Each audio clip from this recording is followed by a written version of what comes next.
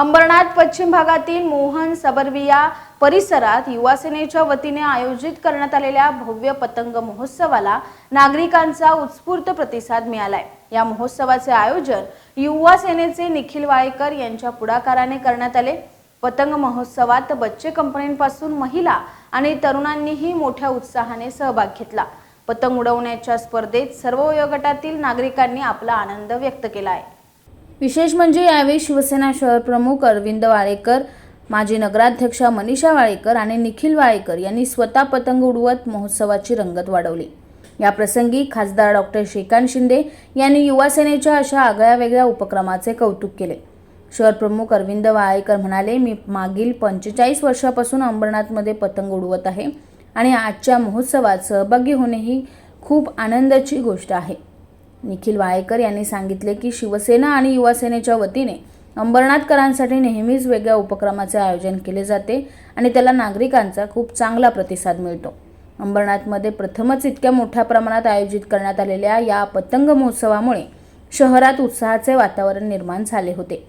या उपक्रमामुळे नागरिकांच्या चेहऱ्यावर हास्य आणि समाधान पाहायला मिळाले। आज अंबरनाथ शहरामध्ये युवा सेना अंबरनाथच्या वतीने आम्ही भव्य पतंग महोत्सव काईट फेस्टिवल हा आयोजित गेलेला आहे।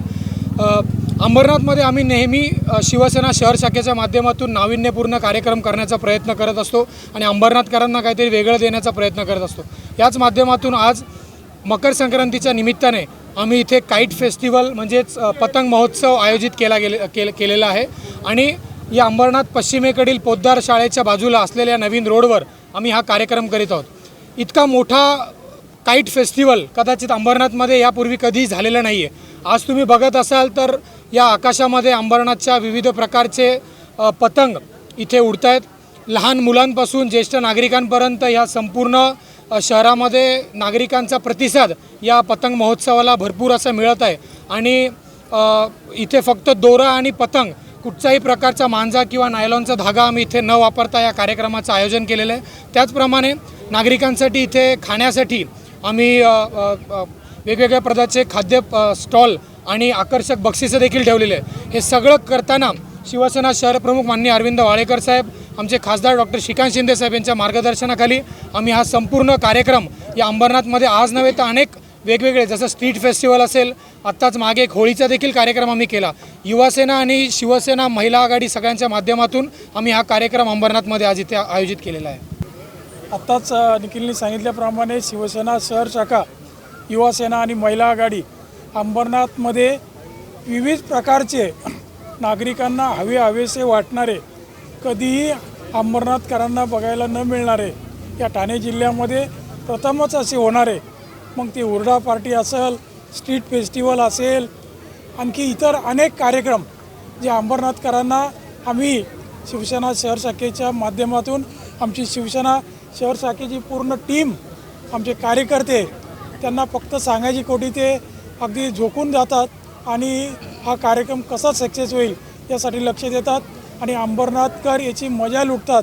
अंबरनाथकरांना नवीन असा हा कार्यक्रम पतंग महोत्सव युवा सेनेच्या माध्यमातून भेटलेला आहे आणि त्याची मजा आज लहान मुलांपासून तर अगदी वयोवृद्धापर्यंत, महिलांपर्यंत सगळे घेत आहेत आणि अंबरनाथकरांना लवकरच आम्ही हुरडा पार्टी, जी कोकणामध्ये किंवा घाटाच्या वर होते, ती हुरडा पार्टीसुद्धा यापूर्वी दिली, तीही आता लवकरच आपल्या सर्वांना पाहायला मिळणार आहे। याच्यामध्ये एक गाव बसवलं जातं आणि त्या गावामध्ये हुरडा काय असतो आणि त्या हुरड्याचे फायदे काय आहेत असं सगळं नागरिकांना पाहायला मिळतं आणि तिथेही मोफत असं असतं, कुठंही तिकीट नसतं आणि अशा प्रकारे नागरिक अंबरनाथकर आम्हाला जो आशीर्वाद देतात, त्या आशीर्वादामुळे आम्ही अंबरनाथकरांची सेवा अहोरात्र करत आहोत।